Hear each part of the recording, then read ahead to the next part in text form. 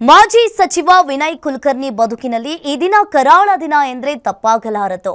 2016 ಜೂನ್ನಲ್ಲಿ ಧಾರವಾಡ ಜಿಲ್ಲಾ ಪಂಚಾಯಿತಿ ಮಾಜಿ ಸದಸ್ಯ ಯೋಗೇಶ್ ಗೌಡ ಕೊಲೆಯಾಗಿದ್ದ ಕೇಸ್ ಸಂಬಂಧ ಇಂದು ಜನಪ್ರತಿನಿಧಿಗಳ ನ್ಯಾಯಾಲಯ ಪ್ರಕಟಿಸಿದೆ. ಇನ್ನು ಸತತ 10 ವರ್ಷಗಳ ವಿಚಾರಣೆ ಬಳಿಕ ಕೋರ್ಟ್ ಕಾಂಗ್ರೆಸ್ ಶಾಸಕ ವಿನಯ್ ಕುಲಕರ್ಣಿ ಸೇರಿ ಇತರ ಆರೋಪಿಗಳನ್ನು ದೋಷಿ ಎಂದು ತೀರ್ಪು ನೀಡಿದೆ. ಈ ಕುರಿತು ಒಂದು ರಿಪೋರ್ಟ್ ನಿಮ್ಮ ಮುಂದೆ. ಯೋಗೇಶ್ ಕೊಲೆ ಕೇಸ್ ಶಾಸಕ ವಿನಯ್ ಕುಲಕರ್ಣಿ ದೋಷಿ.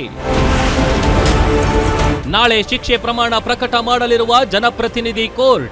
ಕರ್ನಾಟಕದ ರಾಜ್ಯ ರಾಜಕೀಯದಲ್ಲಿ ಸಂಚಲನಕ್ಕೆ ಕಾರಣವಾಗಿದ್ದ ಧಾರವಾಡ ಜಿಲ್ಲಾ ಪಂಚಾಯಿತಿ ಮಾಜಿ ಸದಸ್ಯ ಯೋಗೇಶ್ ಗೌಡ ಕೊಲೆ ಪ್ರಕರಣದ ಅಂತಿಮ ತೀರ್ಪು ಪ್ರಕಟವಾಗಿದೆ. ಕಾಂಗ್ರೆಸ್ ಶಾಸಕ ವಿನಯ್ ಕುಲಕರ್ಣಿ ಸೇರಿ 21ರ ಪೈಕಿ 19 ಮಂದಿ ಆರೋಪಿಗಳು ದೋಷಿ ಎಂದು ಜನಪ್ರತಿನಿಧಿಗಳ ವಿಶೇಷ ನ್ಯಾಯಾಲಯ ತೀರ್ಪು ನೀಡಿ ಆದೇಶ ಹೊರಡಿಸಿದೆ. ಪ್ರಕರಣದ ವಿಚಾರಣೆಯನ್ನ ಪೂರ್ಣಗೊಳಿಸಿದ್ದ ನ್ಯಾಯಾಲಯ ಏಪ್ರಿಲ್ 9ರಂದು ತೀರ್ಪು ಪ್ರಕಟಿಸುವುದಾಗಿ ಹೇಳಿತು. ಆದರೆ ತಾಂತ್ರಿಕ ದೋಷದಿಂದ ಇಂದು ತೀರ್ಪನ್ನ ಪ್ರಕಟಿಸಿದೆ.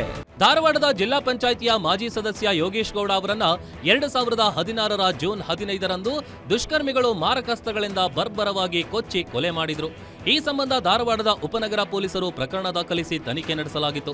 ಆದರೆ ಯೋಗೇಶ್ ಗೌಡ ಕುಟುಂಬಸ್ಥರ ಒತ್ತಾಯದ ಮೇರೆಗೆ 2019ರಲ್ಲಿ ಈ ಪ್ರಕರಣವನ್ನ ಸಿಬಿಐ ತನಿಖೆಗೆ ವಹಿಸಲಾಗಿತ್ತು. ಈ ತನಿಖೆಯಲ್ಲಿ 2020ರ ನವೆಂಬರ್ 5ರಂದು ಸಿಬಿಐ ಅಧಿಕಾರಿಗಳು ಮೊದಲ ಬಾರಿಗೆ ಬಂಧನ ಮಾಡಿದ್ರು. 21 ಆರೋಪಿಗಳ ಪೈಕಿ ಇಬ್ಬರು ಮಾಫಿ ಸಾಕ್ಷಿಯಾಗಿದ್ದಾರೆ. ಈ ಹಿನ್ನೆಲೆಯಲ್ಲಿ ಕೋರ್ಟ್ 19 ಆರೋಪಿಗಳನ್ನ ದೋಷಿ ಎಂದು ತೀರ್ಪು ನೀಡಿದೆ. A1 ಬಸವರಾಜ ಮುತ್ತಗಿ ಮಾಫಿ ಸಾಕ್ಷಿಯಾಗಿ ಹೇಳಿಕೆ ನೀಡಿದ್ರೆ A17 ಶಿವಾನಂದ ಮಾಫಿ ಸಾಕ್ಷಿಯಾದ ಬಳಿಕವೂ ಪ್ರತಿಕೂಲ ಹೇಳಿಕೆ ನೀಡಿದ್ದಾರೆ. ಹೀಗಾಗಿ ಮತ್ತೆ A17 ಆರೋಪಿಯನ್ನಾಗಿಸುವಂತೆ ಸಿಬಿಐ ಅರ್ಜಿ ಸಲ್ಲಿಸಿದೆ. ಇದರಿಂದ ಇವರಿಬ್ಬರನ್ನ ಹೊರತುಪಡಿಸಿ ಉಳಿದವರ ತೀರ್ಪು ಪ್ರಕಟಿಸಿದೆ. ಇನ್ನು ಪ್ರಕರಣದ A20 ವಾಸುದೇವ ನೀಲೇಕಣಿ, A21 ಸೋಮಶೇಖರ್ ಅವರನ್ನ ಬಿಡುಗಡೆಗೆ ಕೋರ್ಟ್ ಆದೇಶಿಸಿದೆ.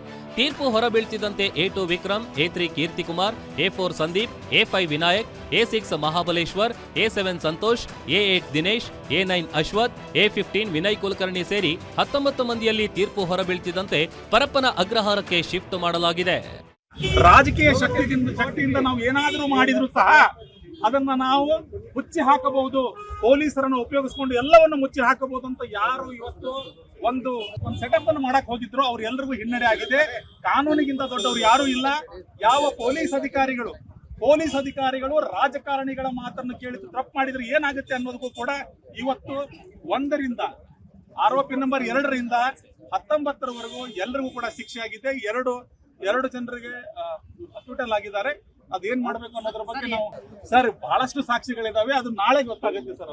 ಇನ್ನು ತೀರ್ಪು ಪ್ರಕಟವಾಗ್ತಿದ್ದಂತೆ ಮುಂಜಾಗ್ರತಾ ಕ್ರಮವಾಗಿ ಧಾರವಾಡದಲ್ಲಿರುವ ವಿನಯ್ ಕುಲಕರ್ಣಿ ನಿವಾಸಕ್ಕೆ ಬಿಗಿ ಬಂದೋಬಸ್ತ್ ಒದಗಿಸಲಾಗಿದೆ. ಅಲ್ಲದೆ ಧಾರವಾಡ ನಗರ ಹಾಗೂ ಗ್ರಾಮೀಣ ಪ್ರದೇಶದ ಸೂಕ್ಷ್ಮ ಪ್ರದೇಶದಲ್ಲಿ ಪೊಲೀಸರು ಬಿಗಿ ಭದ್ರತೆ ಕೈಗೊಂಡಿದ್ರು. ಇನ್ನು ವಿನಯ್ ಕುಲಕರ್ಣಿ ದೋಷಿ ಎಂದು ಆದೇಶ ಹೊರಬೀಳ್ತಿದ್ದಂತೆ ಶಾಸಕ ಸ್ಥಾನಕ್ಕೆ ಕುತ್ತು ಎದುರಾಗಿದೆ. ಇನ್ನು ತೀರ್ಪಿನ ನಂತರ ಹೊರಬಂದ ವಿನಯ್ ಕುಲಕರ್ಣಿ ತನ್ನ 2 ಹೆಣ್ಣು ಮಕ್ಕಳನ್ನ ಅಪ್ಪಿಕೊಂಡು ಗದ್ಗದಿತರಾದ್ರು.